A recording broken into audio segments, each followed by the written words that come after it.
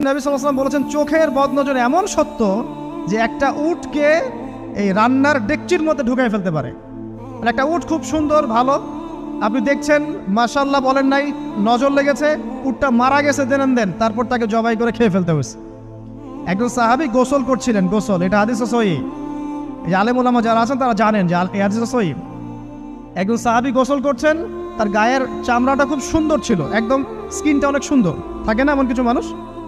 আচ্ছা, এখন আরেকজন সাহাবী এই গোসল দেখছেন দূর থেকে, দেখে বলছেন যে কি চমৎকার তার শরীরের রংটা, যেন কুমারী নারীর মতো, অনেকটা এমন একটা কথা তিনি বলেছিলেন। সাথে সাথে এই সাহাবী অজ্ঞান হয়ে পড়ে গেছে। কোন সাহাবী? যিনি গোসল করছিলেন। এটার আপনি কোনো ব্যাখ্যা দিতে পারবেন না, তো এখানে কোনো সায়েন্স দিয়ে বা মেডিকেল সায়েন্স দিয়ে আপনি কোনো ব্যাখ্যা করতে পারবেন না। একটা ব্যাখ্যা দিতে পারেন, কিন্তু কেন সেটা হলো সেটা আপনি অ্যান্সার খুঁজে পাবেন না।